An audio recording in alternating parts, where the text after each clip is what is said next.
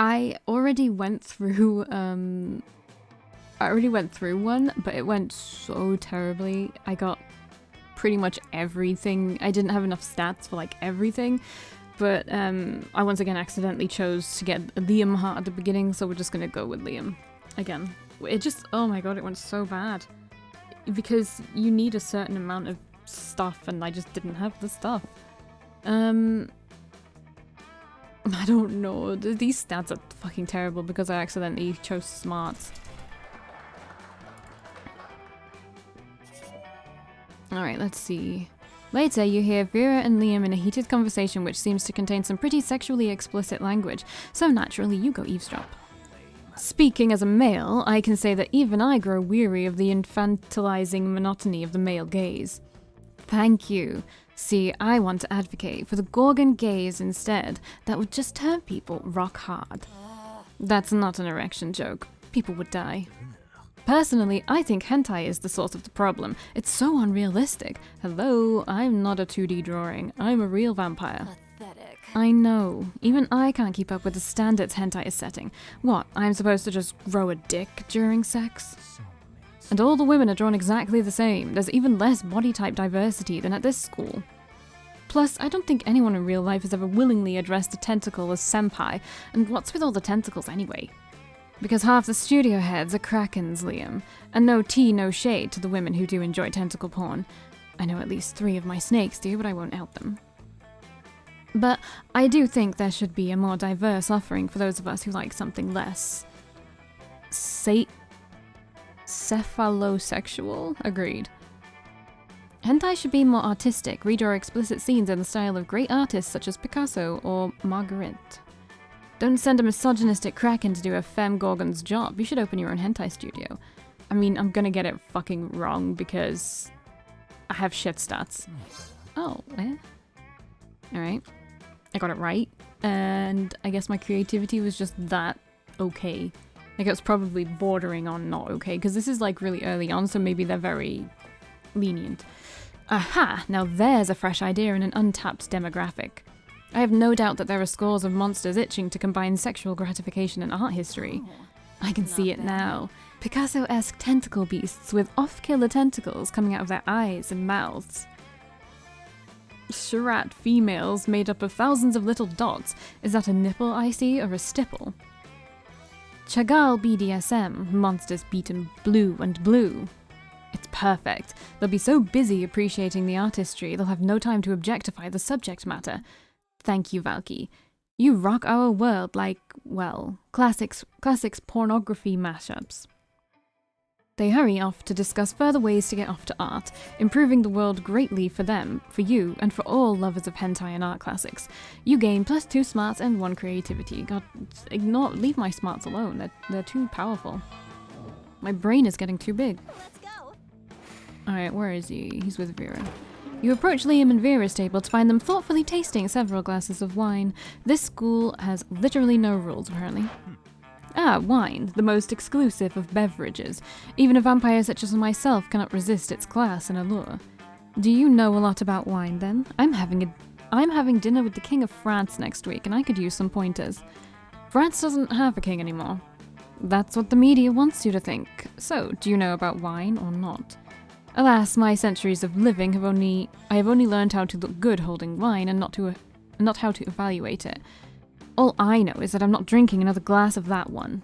Vera points at a bottle with Polly's toilet wine written on it in permanent marker. What I wouldn't give for an experienced sommelier to help us judge which wine is the best. You know nothing about wine, but you're pretty sure most I literally just said it and now I can't say it again. Sommelier, sir, just to make stuff up anyway, you suavely recommend.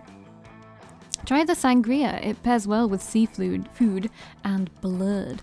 The tannins in this robust Malbec are an elegant way to mask the taste of poison, perfect for diplomatic missions, so we choose what we're going for here. You know, the pronounced sweetness and citrus flavors would go well with an unholy blood meal. I've always tried to pair Pinot Noir with blood, you know, because noir means dark like my soul. And I always avoided sangria because the little bits of fruit in it made it seem inauthentic. But I suppose the clue is in the title, isn't it? This truly is a new dawn for sanguine cuisine. Well, not dawn per se, but let's say a new dusk. Yes, a new dusk for sanguine cuisine.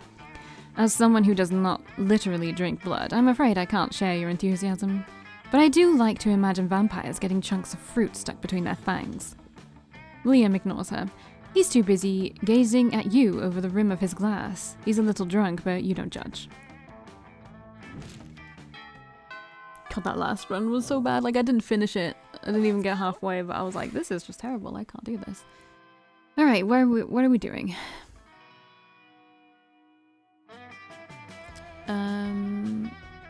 What would be important? Because our fun and our boldness are both shit. But which one would we think we need? Probably fun, right?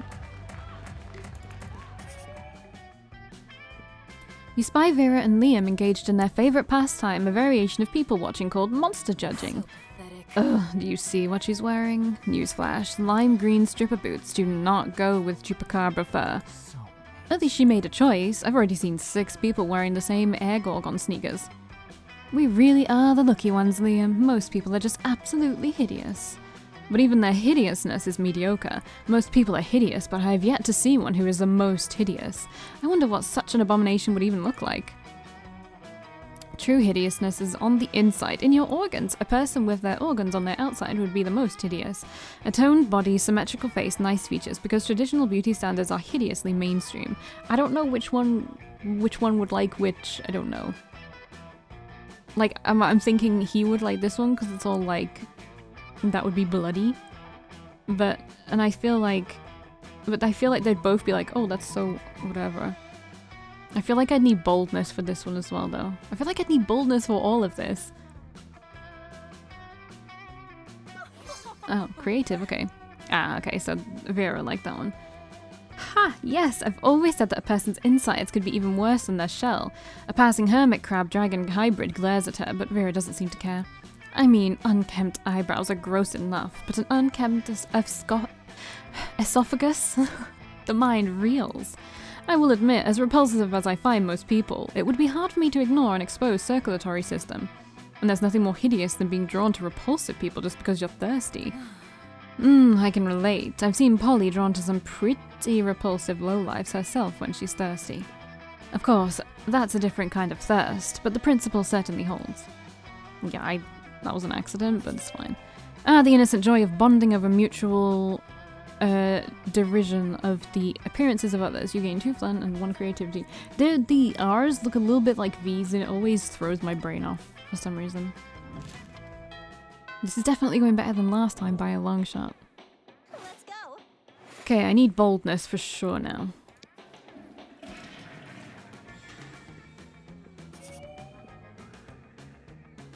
You catch sight of Liam and Vera nearby doing what they do best, judging people. Ugh, do you see the leggings that Succubus is wearing? How could I not? They're about as subtle as the didactic intent of Jonathan's swift and modest proposal. You know, Liam, sometimes I worry that we're the only 2 fashionable monsters at this entire school. I actually got this one before and I got it wrong, so... But then I realized that's not something to worry about. That's something to feel smugly superior about. I could have put it only slightly better myself. Now focus, Vera. We've got so many more outfits to critique. No way to avoid it. You're about to walk right past them. Quick, improvise a fashion accessory that'll actually impress them. I can try this one, but I don't think it will work because I tried this one before and it didn't work. Oh, I guess I had enough fun this time. So the hot dog costume. Liam and Vera watch as you carefully and deliberately change into your hot dog costume and then walk past them. Did she just change into that ridiculous outfit on purpose? To fuck with us? My god, she must give. Hold on, let me double check this. Liam pulls out a pocket calculator and presses some buttons. He gasps. -5 fucks. I didn't know it was even possible to give that few fucks. I think we have to admit when we've been outplayed, Vera. Alright, I'll order us matching hot dog costumes immediately. Finally, dressing like a hot dog is becoming the trend you always hoped it would be. You gain +2 charm, +1 fun. Alright, my stats are a lot friggin' better this time. Let's go. I don't know why I would do this. You notice Liam looking disgruntled, which is his default, so whatever. But it seems like Miranda is pretty upset too. Better check it out. Liam, why are you typing on your phone so angrily? Did your phone offend you in some way? Why are you mad at it? You seem to be an 8.5 on the frowny Liam scale. The what? The frowny Liam scale. Normally I can tell how people are feeling from their faces, but you seem to be frowning most of the time, so I created a chart to measure your frowniness. Miranda pulls out a notepad and displays a series of doodles of Liam's frowniness.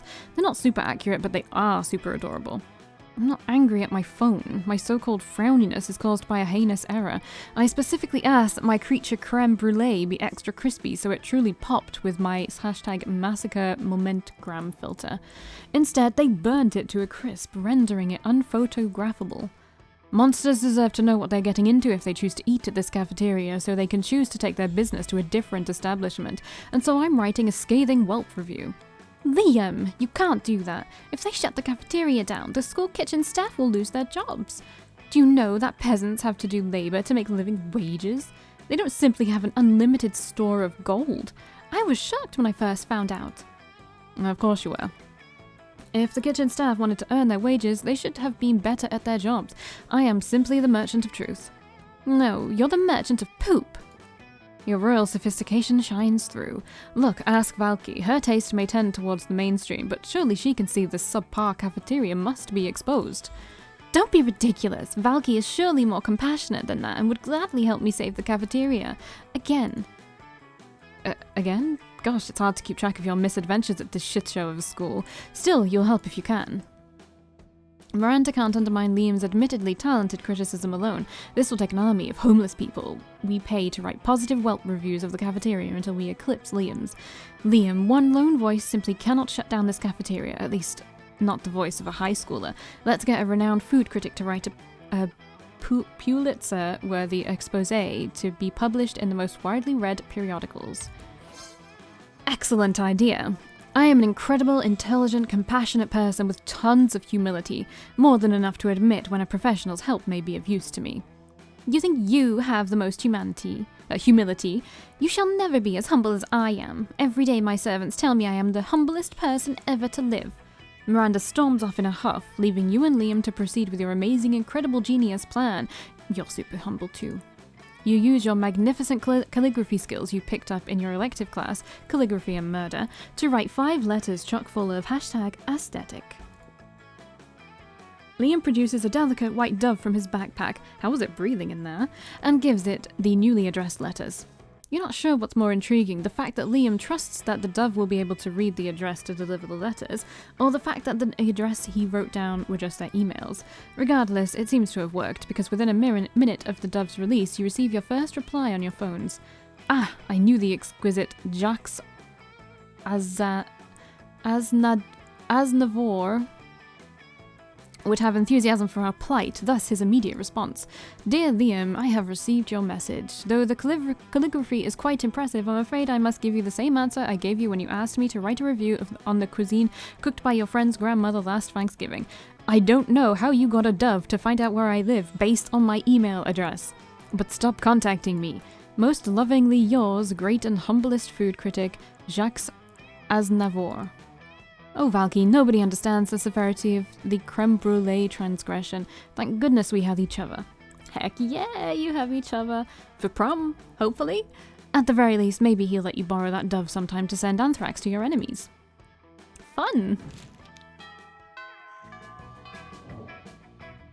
Let's go. Alright, what are we in dire need of? Boldness still, really? But you don't stop there, you want the world to know how reckless you are for the rest of eternity, so you do some graffiti on the wall. No way! The graffiti says, I'm bold as fuck, and you know what? It turns out the wall is a magical wall that grants wishes. What a wall. A deep voice resounds from within the wall to say, well, not bold as fuck, but maybe a bit bold. And then you gain 2 boldness. Oh boy, that's an opinionated wall. Anyway, lucky you. But Liam isn't paying attention to any of that. He corners you afterwards to lecture you on momentgram filters. What no one seems to understand about filters is that they're not about making pictures better. They're about making pictures browner and harder to see. That's why I use my own proprietary filter for almost all my photos. Infinite taupe? Is that it? Can't remember how to say that. It's also probably why I only have 6 Momentgram followers, but we must all make sacrifices for our art. In any case, I have to go. There's a dead rat in the parking lot I simply must document. As soon as Liam's gone, Miranda peeks out of an air conditioning duct. Goodness, the situation is even more dire than I thought. If Operation Make Liam Popular Again is to succeed, we must get started immediately. What's that? Why, yes, of course you're part of my operation. I unwillingly force people into my service all the time. Oh, you want to know why it's called Operation Make Liam Popular Again? Well, he's been alive for like centuries, right?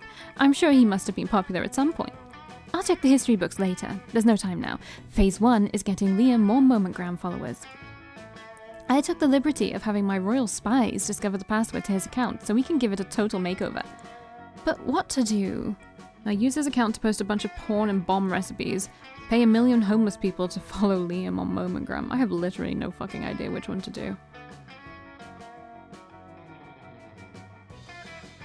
Like, which one would he like? Oh, this one. What is porn? Never mind. If you suggested it, it must be something very classy and suitable. I shall put you in charge of curation. Porn away, comrade. You turn Liam's account into Momentgram's #1 resource for weird dicks and domestic terrorism. Shockingly, this turns out fine. There you are. I wanted to share the great news. I'm Momentgram infamous. Apparently, my filter game was so edgy that the backwards administration decided to close my account. But not before I amassed over 3 million followers. They're all following me to my new website, hotliampics.com. Of course, I'm utterly devastated that my work has finally become mainstream. Yes, this is the worst, and I am not at all happy or excited about it. Anyway, I have to go take pictures of my lunch. My fans are waiting. You're not sure they're waiting for what Liam thinks they're waiting for, but whatever works, right? You gain +2 creativity and +1 charm.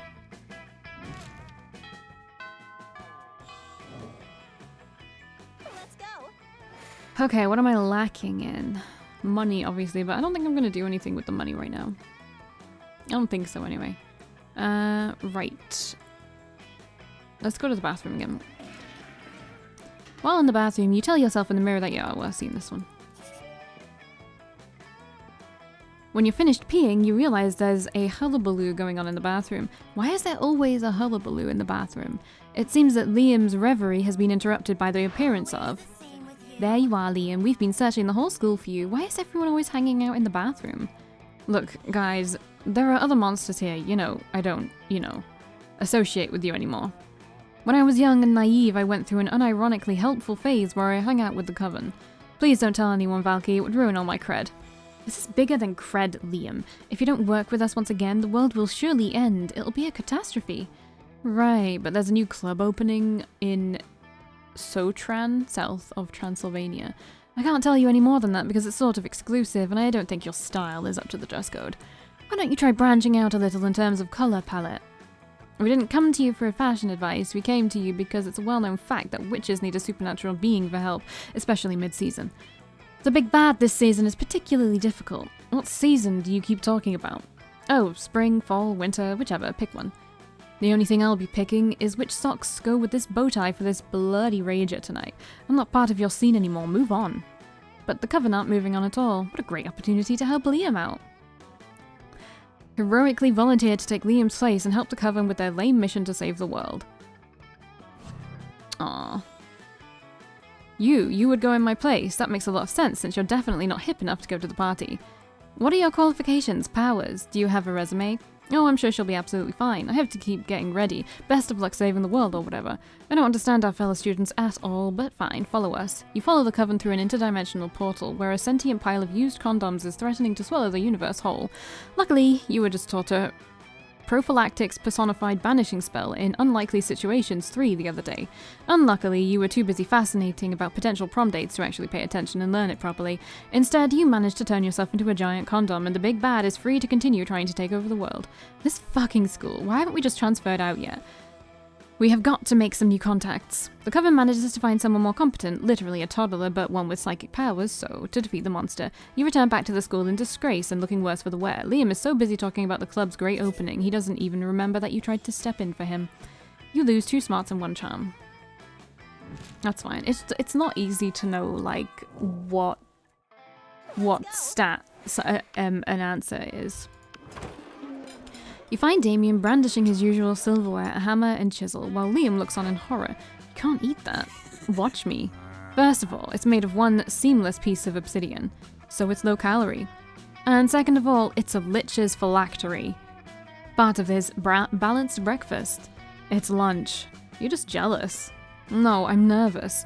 Nervous that you're going to eat that, get possessed by a lich, and kill us all. Well, I'm nervous that that's not going to happen. Looks like these two are at an impasse. Maybe you can solve the dispute and score some romantic cred at the same time. Damien, don't eat it.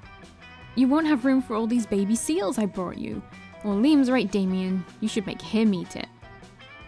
This one. Baby seals? Give them to me. I can already taste the cruelty. Valkii, you scoundrel. How could you substitute wanton irresponsibility for animal cruelty? You quietly explained to Liam that the baby seals you're feeding to Damien aren't really baby seals. Hey, these are just seal-shaped beanie babies stuffed with tofu and pig's blood. Good thing you always keep a sack of baby seal decoys in case of a killer whale attack. I applaud your craftiness and your high regard for animal life. Let's go return this phylactery to Larry the Lich's crypt, together. It ends up being the third most romantic night you've ever spent in a crypt. Score.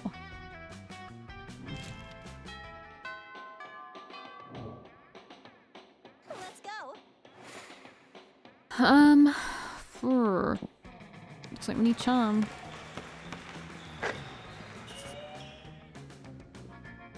Afterwards, Miranda beckons to you from a darkened corner. Psst, co-conspirator, over here. Phase 1 of Operation Make Liam Popular Again was an overwhelming success. Liam is internet popular. Now we just need to make him real life popular. And what better way than making him prom king? Unfortunately, when I asked him to run for prom king, he said, and I quote, "Never, never, never, not in 100 years. And that's not an exaggeration because I've been alive for hundreds of years and I've never run for prom king, so there you go. Which is clearly his cryptic way of saying he wants us to make him prom king. My first thought was to murder the current prom king after establishing Liam as his rightful heir, but I couldn't find any bloodline charts to work from, so I suppose we must engage in this democratic election the school is holding. Now, how can we secure a win for Liam when he is opposed to running or making any effort to win?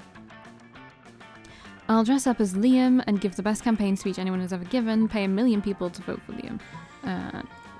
Nice. That's a great idea, you look just like him.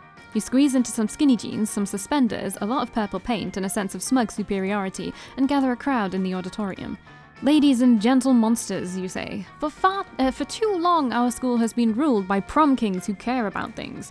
Caring about things makes you weak, because what if you care about the wrong things? I, Liam de Lioncourt, will never be wrong because I don't care about anything. I don't care about my dumb clothes, or my stupid man bun, or any of you. To be honest, I don't even care if I win. If I don't, I'll just blow up the school with the hydrogen bomb I buried under the cafeteria. You walk off the stage to thunderous, terrified applause. You don't know whether it was the speech or the threat of extinction, but Liam wins by a landslide.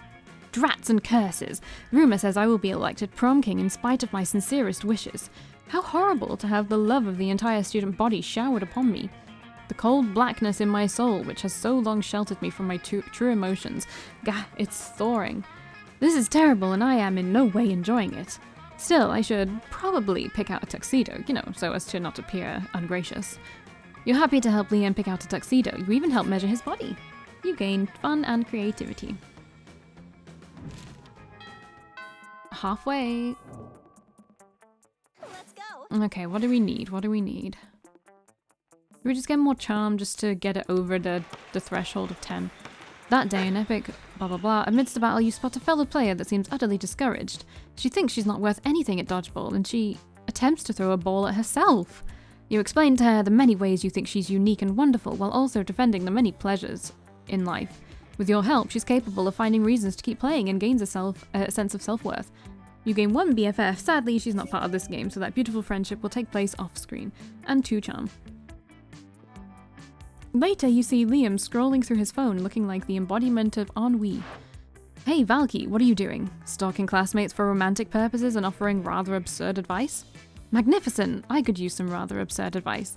I was exchanging messages with a were-koala on this dating site and all was going well for a time, but I've grown tired of our exchanges. He's a bit clingy and being clingy is my 7th biggest turnoff. right between sarcasm, illiteracy, and actually being a pickle and not a person. The postmodern protocol dictates for me to just ghost him and never talk to him again, but that's horrible and I would never do that to someone. You see, I'm Liam, handsomely mysterious, yet a true gentleman. But neither do I want the emotional turmoil of telling him how I really feel and having an actual conversation about it. What an ordeal. So I've settled on just sending him a bunch of emojis and then never texting him again. That should do it, right? The thing is, how can I convey this complex array of sentiments through the friendly language of emojis? This is your time to shine. Show Liam you excel at the complex sentiments so he might someday feel like sharing them with you. Maybe croissant, school bus, shooting star, trumpet, and crocodile. Or this one, little vampire growing disinterested and overly attached wear cola emoji. I don't know. I feel like it's gonna fail. Oh, nice. Oh, that one is clearly the best option. How didn't I think of it? Which version should I choose? Little vampire growing disinterested and overly attached were koala, or little vampire with a silly hat growing disinterested and overly attached were koala? Maybe the silly hat is not suited for this situation. Let's go with the classic. Okay, just sent it. He texted me back. Let's see. Oh, the were koala being understanding of the little vampire's feelings and respecting them, even if a bit her emoji. I'm replying back with the formerly grateful and ready to move on poop emoji. Look at this, he just texted me the emoji that's waving his hand like he's saying bye with an expression that says he's going to break all bonds but without being resentful about it. Perfect! We solved this as a team. Cheers to us. And cheers to the creative people that have turned every complex feeling and scenario in a friendly and colourful emoji. True charm and creativity.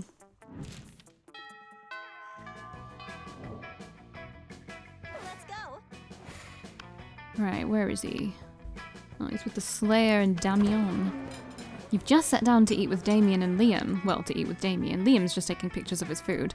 When a leather-clad figure drops from the air vent onto your table. It's the Slayer! Prepare to die. Lunchtime's over, dirtbags. Time to die. This always happens when we sit together. Your death-based rhetoric is offensive. Don't spoil my food pic. Oh, I'll spoil more than your food pic, Count Stancula. I'm about to spoil your face. Just his, though, right? Both your faces. Fuck.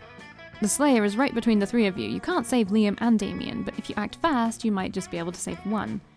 Immobilize Damien with the Lord's Prayer while Liam escapes. You've been waiting for this moment your whole life. Flip the table for justice. As much as I'd like to do that, we're going for Liam right now, so. You launch into a hearty rendition of the Our Father. You've done this loads of times. It's not that the prayer has any kind of special magical effect on Damien. He just can't resist criticizing it.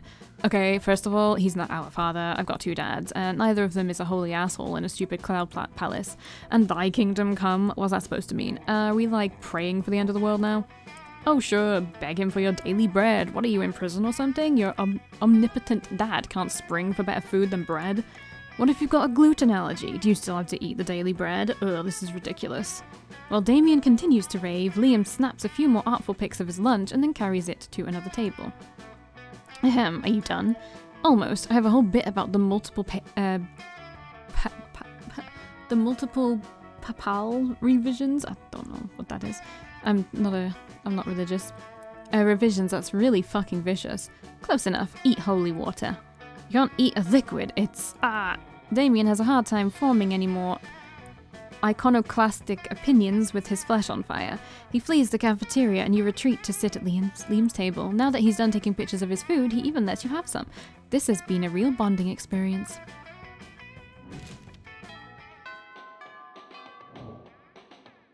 Let's go. Okay, let's see. Let's get some more boldness. That day you visit the bathrooms to take a number 2. Don't worry, there won't be any illustration of that specific moment. Thing is, you make one of the boldest decisions in your life. You don't put paper on the toilet seat before using it. Look at you, you crazy bastard. Oh, cool. Okay. You see Liam staring at his cell phone, sighing deeply.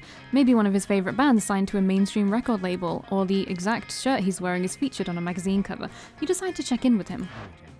You know Startkicker, that vile website where people crowdfund projects not good enough to get real investors. Wow, thanks, Liam. Do you not know why you exist? Well, today I found something of some interest. A time machine. I mean, it's clearly another terrible over-promise that will be released at least a decade after the due date. And in the end, it will be way shittier than promised, like a toaster attached to a clock. A toaster attached to a clock. Genius. You discreetly write down the idea in your $1 million notebook. Let's see if you can beat those guys to market. But I was sighing deeply because I couldn't help but think, supposing I were to acquire such a machine, I wonder where in time would I go? I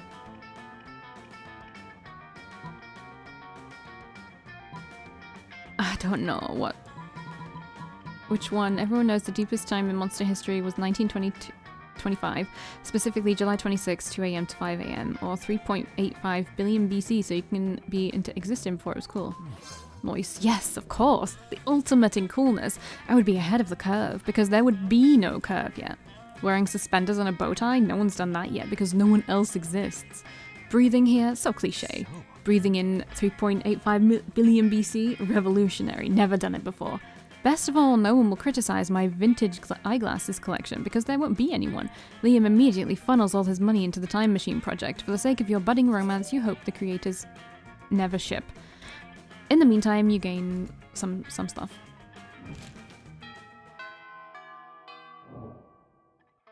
Let's go.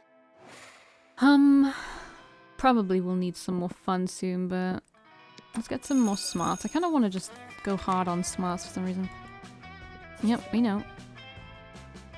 Scott strolls by, happily munching on something. Liam gapes at him, appalled. I've seen this one as well, because this was in the one where I just failed everything.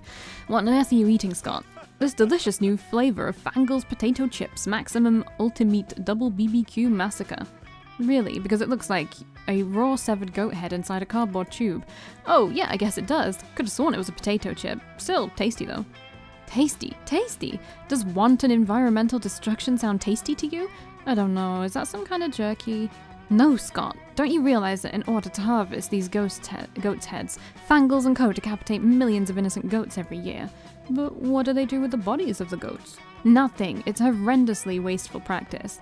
Oh no, all those poor headless goat bodies running around and bumping into things. We have to stop them. Wait, really? I was just trying to make you feel guilty. I didn't actually have a plan of action. But if someone were to suggest one... Nice. This is the one I tried to do before, but it went wrong. Ah, yes, necromancy, the ultimate tool in the protester's arsenal. Oh, can I ride a goat, can I, huh? Of course you can ride a goat. In fact, given your size, you'll probably need to ride several. What's a several? Is it a really big goat? No time to explain basic concepts, Scott. We've got an invasion to orchestrate. As long as you're reanimating things, you reanimate some severed goat heads too. They'll eat anything, which totally helps you clean your room. We gain some shit.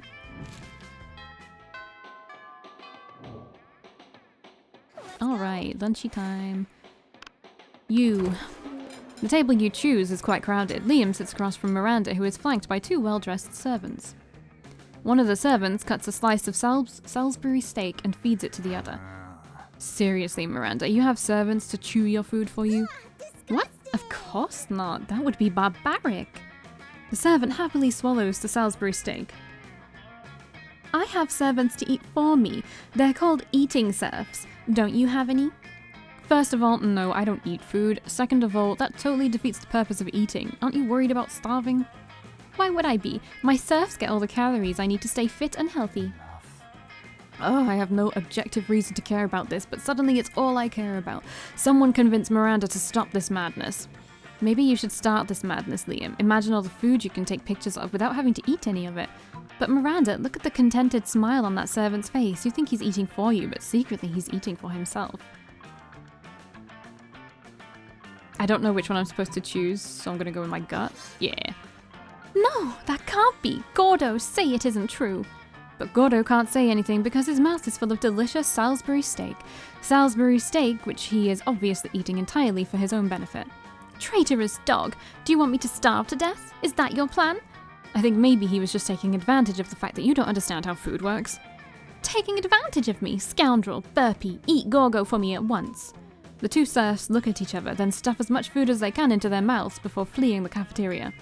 Alas, how will I ever get my recommended daily allowance of nutrients now? You could try eating myself, but how? You and Liam have a ton of fun laughing at Miranda as she learns how to eat food for apparently the first time in her life.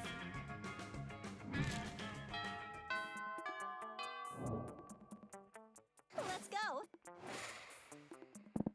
I'm just gonna get more smarts. That day, your teacher delivers an amazing and creative performance that blows all your minds. It ends up being a sensation on YouTube. Your teacher gains 10 coolness, but who cares? He's not trying to romance your classmates. Or is he? We hope not. Oh, you also gain 2 smarts. Hooray! You're casually reading the latest issue of Monster magazine when you are rudely interrupted. See, even Valkii, a sensible monster with a good head on her shoulders and at least some smarts, is reading Monster magazine. Yeah, and that's bad, because we're warriors, so we need to fight. Scott takes the magazine from you and punches it. Hooray! Let's go solve another one of the world's major problems! No, Scott, we're social justice warriors. You see, Valkii, ever since our major success with the Fangles goat head debacle, we've taken it upon ourselves to stand up against injustice. By punching magazines! No, Scott. As you no doubt noticed, Monster magazine's sexiest monster alive this year is Count Victor von Musselbod, the werewolf prince / bodybuilder. That makes him the 5th royal werewolf bodybuilder in a row to earn that title. What about those of us with leaner physiques? What of our representation? So now we're endeavouring to get Monster magazine to name someone from a more marginalised community as their sexiest creature alive. We just need to figure out a way to convince them, since I guess punching the magazine wasn't good enough. Psh, this is easy. All you need to do is solve everyone's body image issues forever is make our own version of the magazine featuring a 3-winged chupacabra on the cover. Lean heavily into the warrior parts. Storm Monster magazine and hold the editor-in-chief. We're gonna try this one. Nice. What a brilliant idea. 3-winged chupacabras are definitely an undeserved population. I've played sports game against someone exactly like that, and he's always wanted to be a model, but never thought anyone would want to do pictures of him. Now we can. You can, and you do. You do all the pictures and make a mock-up of your own Monster magazine. It goes hella viral, and before long it's becoming more celebrated than the actual Monster magazine. Pretty soon after, you get a letter from the editor-in-chief officially admitting defeat in the face of your superiority and relinquishing his magazine and headquarters to you. Sweet! Now you have a magazine, which instantly brings you +3 money. Hey, I know you were about to move on to your next misadventure, but I just wanted to say really quickly, as pretty much the only girls in the school shaped differently than the rest of our classmates, it was really nice to see a 3-winged chupacabra celebrated over a royal werewolf bodybuilder. It gives us hope too, you know? Oh, that was actually really sweet. The coven is so much cooler when they're not babbling on and on about the end of the world bullshit and expecting your help with it. It's way more fun to interact with your classmates when they're complimenting you instead. Okay, I'm gonna get 1 more schmorts. I think just to round it up to 20. I've never had this many points before, it's kind of cool. That day, you were astonished by the new stuff you learned in class. You thought high school was all about doing stupid shit with your friends and trying to find true love. Who would have thought that class could actually be useful? What a nice surprise. You gain +1 valuable lesson, good luck trying to use that in this game, and +2 smarts. Afterwards, Liam walks up to you extremely nonchalantly. It's ridiculous how little he cares about this walk. After considerable thought, I've come to the conclusion that you're not a complete poser. And seeing as I could use a partner for my tragically hip late-night excursions, consider yourself invited. Tonight, 3 AM. I'm sure you'll have no trouble coming up with an appropriately underground destination.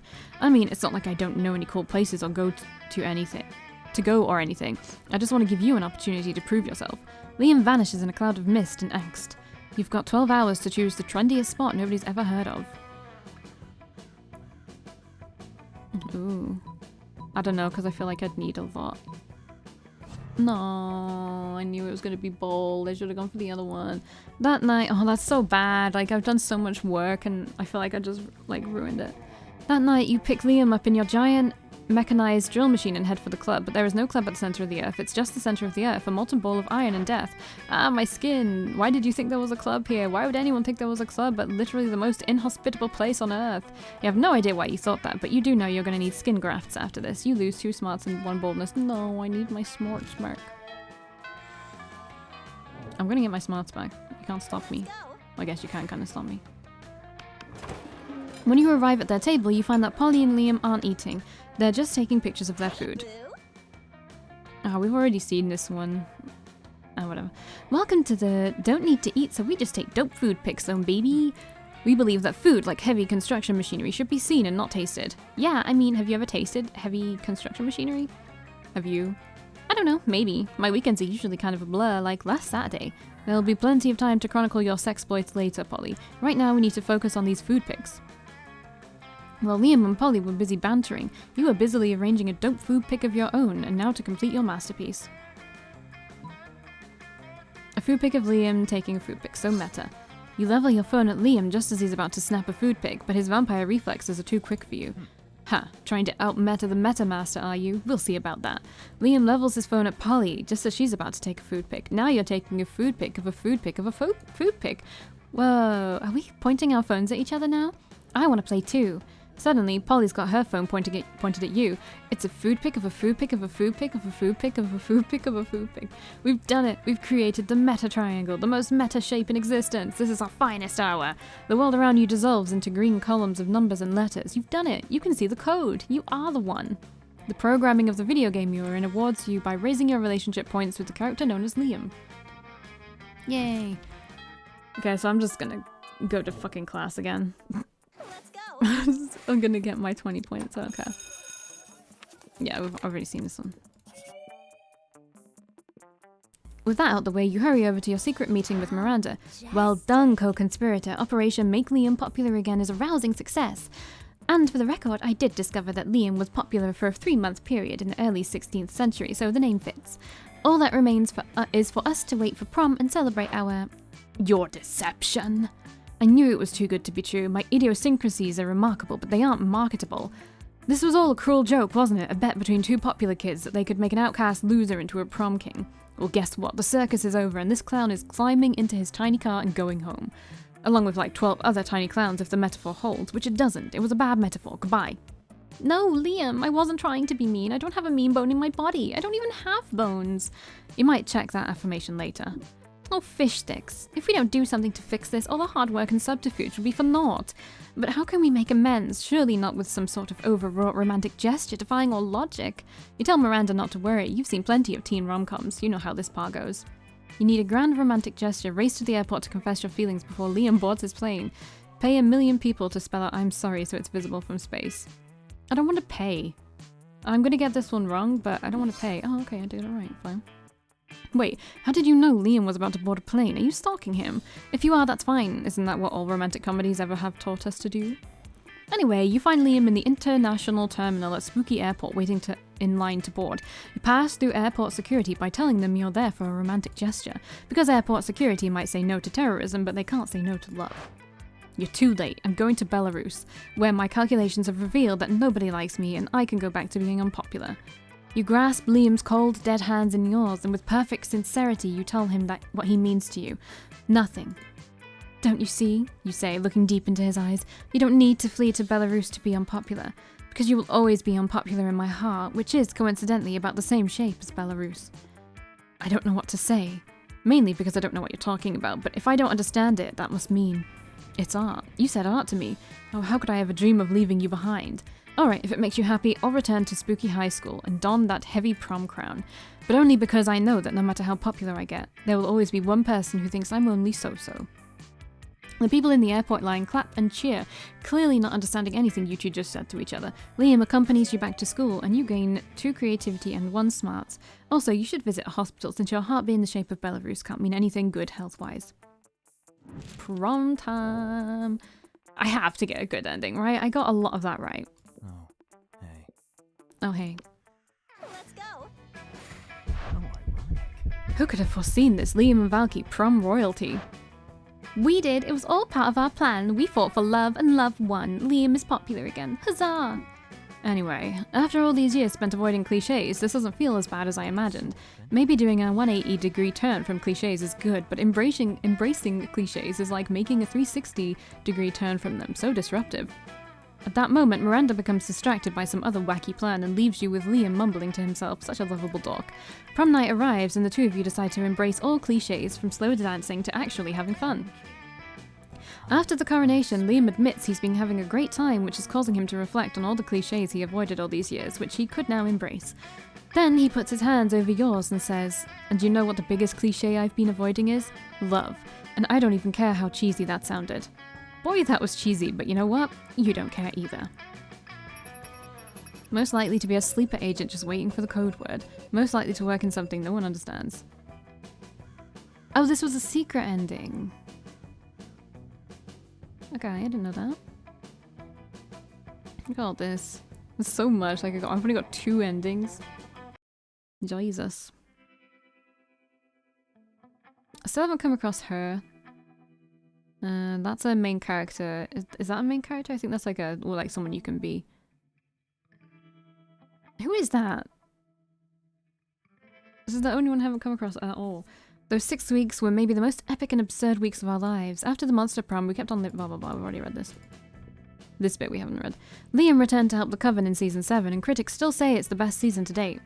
Damien became an interior designer specializing in torture machines.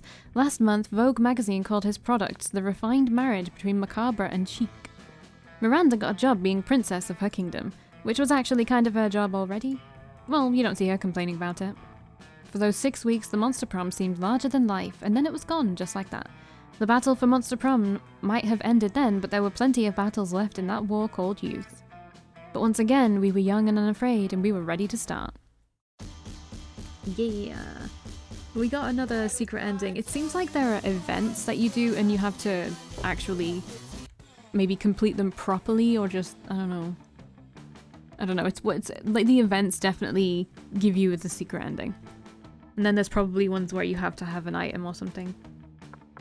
Let's have a look at the stuff we got. Yeah, this is the secret ending, where he's prom king and he fucking loves it. Well done, me and Miranda. Let's have a look at the new... Aww. I can picture happiness with you. That's so cute. Oh my god, that's actually really cute.